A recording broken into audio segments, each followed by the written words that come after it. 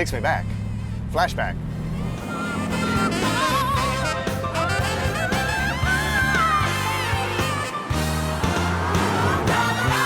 Hi, I'm Dennis Gage. Well, this week we're down in Ocala, Florida to visit with Rick Schmidt and check out a few of the cars in the NPD collection. Now, Rick and his dad have some really interesting cars, and they specialize in low-mileage, unrestored originals. They also go after cars that people have overlooked or maybe forgotten, like the 73 Gran Torino Sport, or the 71 T-Bird for sure. Now, some people may say, and why? But my answer to that is, why not?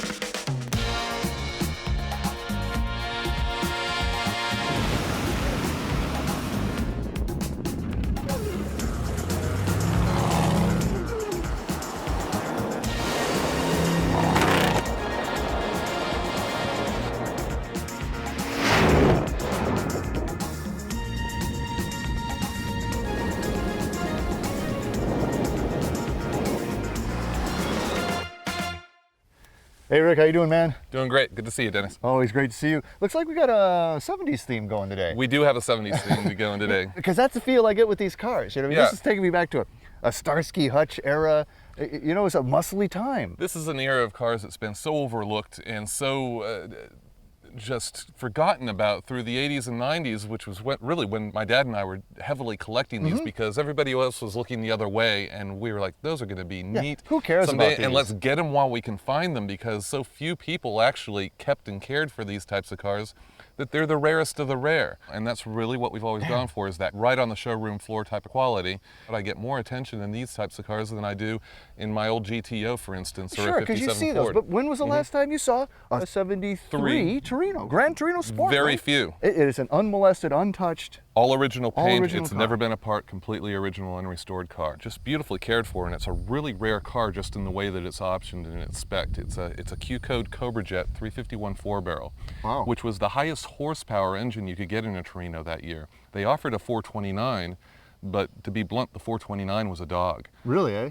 It was the Q-Code 351 Cleveland Cobra Jet that made better power, and you could get it with a 4-speed manual transmission, which this car also has. Whoa. And in that, it's black. Black was not a factory available color in 1973. Oh, really? I didn't know that. So the original special owner order? special ordered this car and paid $99 Whoa. for the special paint option. This may well be the only black 351 4-speed Gran Torino ever made. Ever done that way. And it survived in this beautiful condition, so it's a really nice story. And you can always tell a special paint car because it has the argent bumper filler. When we were standing here, there's something I noticed about this car that I'd never noticed before. It was just how much of a curve there is to this windshield. It's a very radically styled car It when you really is. think about it, and it pulls up. It's a beautiful car going down the road. Cool interiors, straight black. About as All black, black. as it gets. It's got the rally gauges with full instrumentation and tachometer. It's got the optional rim blow deluxe steering wheel, I always like those. which doesn't have a mark on it. It's like brand new, so the fellow must have not worn rings when he drove the car. And it's also interesting how it bulges out. Again, it narrows up at the roof, gets really fat there. It's in got the rear real quarter. Coke bottle thing going on with Yeah. it. Very sleek fastback style. It doesn't have very good rear view vision, but as the Gumball Rally, what's behind you doesn't matter. So, But also really small taillights for such a big car. Yep. It is a cool style, and I mean, this is the early '70s. If you almost had to pick a car, this sort of exemplifies it, I think. And this is unrestored. You guys have done nothing to this other than clean it up. Nothing but clean it up. When we look under the hood, we haven't really cleaned up that You much haven't under cleaned there either. It's so original and so untouched that I've just haven't had the heart to go in there and start scrubbing and respraying or anything like that. Well, so there's a little grime. Let's look at that engine anyway. All right, let's give it a pop. All right. There it is, 351 4V. Yep, that's the last year for the Cobra Jet. It is like it is. It doesn't look terribly eye candy-ish to the untrained eye, but to your die-hard Ford fan, it's just a treasure trove of originality. We're still running on all of our color-coded original vacuum lines you can see in there, Yeah. and all the little paint stripes and markings on everything is still The ones that hanging in came there. from Right. the factory, that were put on in the factory. Nothing's been resprayed or refinished. I've seen a couple restored, but I've never come across another one that's still hanging in there like this one. It's like 1973. It's a time capsule. Wow. Well, can we take it out? Absolutely. You'll enjoy driving this Yes, one. I think I will. Well, let's do it. You know, I got that kind of early 70s, a little bit hazy feeling going on right now. I like it. Takes me back. Flashback.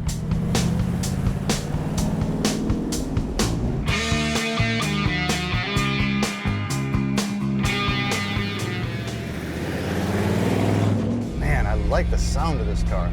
It doesn't sound great, but at the same time, it's just buttery smooth. It's got that factory balance to it, you know? Yeah. These were really, they really were nice riding, nice driving cars. Mm-hmm. And you forget about it. Mm-hmm. But you know, it sounds like a bigger engine than a 351, actually. It has a lot of bark. Feels like it's got a fair amount of bite, too. You know, for its time, it's not too bad. The car's got an amazingly light touch and steering, though, for such a big, you know, a big car. Yeah, it does. It does. It's an enjoyable car to drive, take on trips. It rides very soft, but not too soft. But the 4-speed is, and it's nicely positioned, too. I mean, we got the armrest here, and then your hand just drops right on it. Yeah. And that still is the fun of driving a car, is shifting. I knew the first time I walked up on this car, you know, when you walk up on a car, you don't know what you're really looking at first. Factory paint jobs were so poor in this era that the first thing that you're asking yourself, is this an original paint or is this a bad repaint? Really poor repaint? And but, you know, I poked my head through the window and saw the 4-speed and immediately knew that the car was special. There's been a lot of cars that we bought, you know, 15 years ago, that at the time, my dad and I were looking at us going, you know, we'd take a big swig of beer and go, okay. And now in retrospect, it's like, wow, what a steal that was. And laugh at how stressed out we were and rubbing our chins and negotiating and haggling, trying to get it down as tight as we could.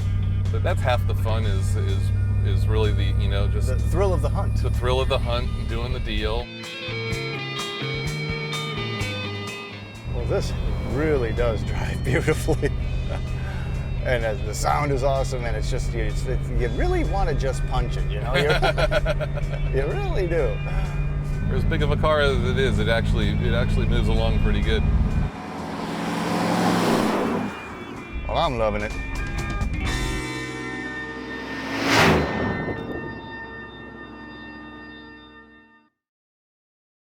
Man, that Torino is a strong running car like the 4-speed. Yeah, it makes it. And she sounds good. Mm-hmm. But let's talk about a really wild one here. This is a 71 T-Bird. This is a crazy car in every aspect. It's a completely styling, insane car. The colors, the matching interior. It was one of those cars that was just so eccentric that I was drawn to it immediately. Now, you've named this car, right? Yes, this car's name is Huggy Bear, and I don't name cars. In fact, I've never been a fan of that. This is the first one you've ever named, right? But we had it at a show, and I had a big group of friends was with me, and we were just sitting in our chairs, and the car was being mobbed. You wouldn't believe how much attention the car was getting, and they were all trying to name it, but they were all using these disco themed. No, man, it's before names. disco. This is way before disco. So I came up and I said, you know, it looks like the type of car that Huggy Bear would have driven. And as soon as it came out of my mouth, that was the end of that. Everybody was like, yep, the car's name is Huggy Bear. So. Well, I'm a Thunderbird guy. I've got several of them, and I love these cars. But now, in this era, this body style started in '67, and at that point, Thunderbird got a thyroid condition. It got big. It was built on the Continental platform. They started building it on the Continental Mark III platform, and yeah, it was. It's a chopped and channeled Lincoln. Right. That's what it is. That's what it looks like. Right. But you know, in '67, when this body style was launched, it was a flat front end, big, long, oval, hideaway headlights. But then in '70, I think, it was certainly in '71, it grew this beak. I mean, that's a very Pontiac-esque beak almost. It's Pontiac-esque, but also in the LTD, in the full-size Ford line, they started introducing a smaller version of that beak. But this is another original car. It's not particularly low mileage, but this is an unrestored car too, right? It's totally unrestored, all original paint, all original trim, which is just amazing. How many miles? The car. It's got over 70,000 miles on it. Well, now also, this color is pretty wild. It's kind of it's called butterscotch or something. Light yellow gold. Okay. And you could only get light yellow gold in 1971 on Thunderbird or Continental. Oh, so if you wanted to look this way, you had to have some money coin, if you right? wanted to look this good. So. Now, was this a special option package too? Because this is a very wild car. Yes, you see it's got this alligator skin vinyl Yeah, the roof. genuine simulated alligator vinyl. And this car has the special Brome package, which was an exterior and interior decor package. Yeah, well, let's talk about that interior. The interior Man, this thing is what insane. makes the car. It's got a Absolutely. matching yellow and ginger special Brome interior with this hop sack cloth that is That was big in the early 70s. I actually had a hop sack sport coat. Did you? Yeah, I did. I don't tell many people that. But it was this kind of rough, almost burlappy feel.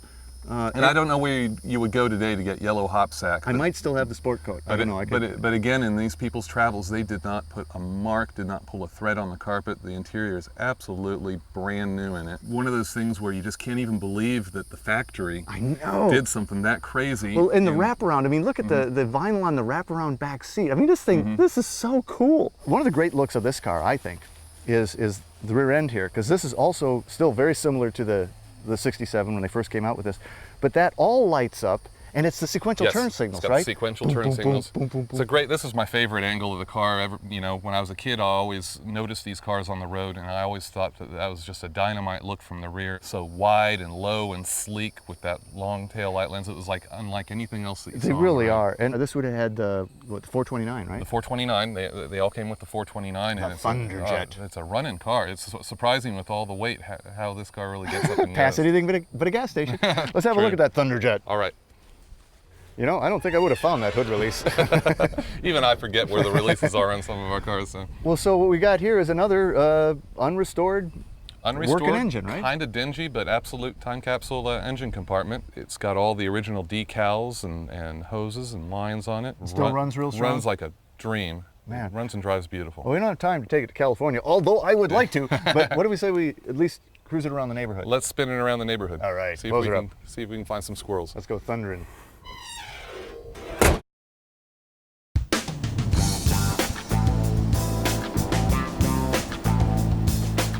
I've always loved this category of car. They're impractical in some respects, because again, I mean, they're not a huge passenger compartment and all that, but they're so distinctive. They're so sleek, in a large way, but still really sleek. And I've always loved the Thunderbird. Yeah. This special interior it makes this car. It's so weird. It's so 70s. But even the wood graining in here is just perfect. None of this chrome is dinged up or scuffed. No fade to it, no degradation in the brightness of the chrome. Yeah, because boy, the lenses are so clear. I mean, you can see the gauges like they're brand new. Numbers are crisp. I'm a sucker for interiors. I just like them when they're new. There's no good way of restoring all this stuff that isn't obvious. Now, when you got this, did you have to clean it up much, or was it just about this clean? It was just about this clean. Wow. I went through it and gave it a little bit more dazzle, made sure that everything was really polished and dusted off nice, but it was just about this clean when I got it. You won't find another one in this shape. I mean, again, I can't think of the last time I even saw a 71 T-Bird. They are so rare now. We said the same thing to ourselves after we got it, and I'd really put my nose through every corner and crevice of it. I really felt that I kind of had the best I was going to find. And where did you find this one? Hershey. Oh, this is a Hershey find. Hershey swap meet. You find a lot of cool stuff there.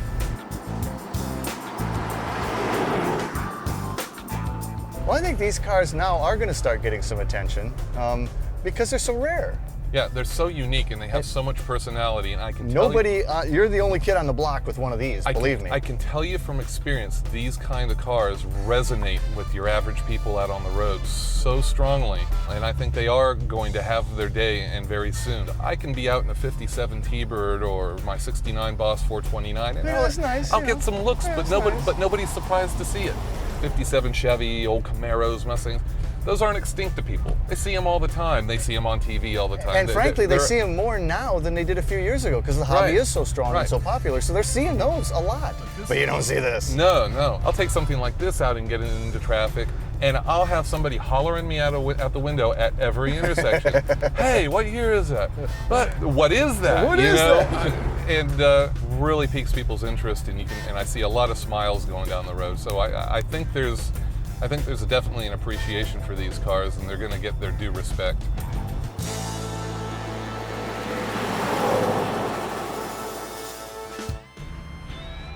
So until our next meeting, remember, honor the timeless classics. I'm Dennis Gage. Happy motoring.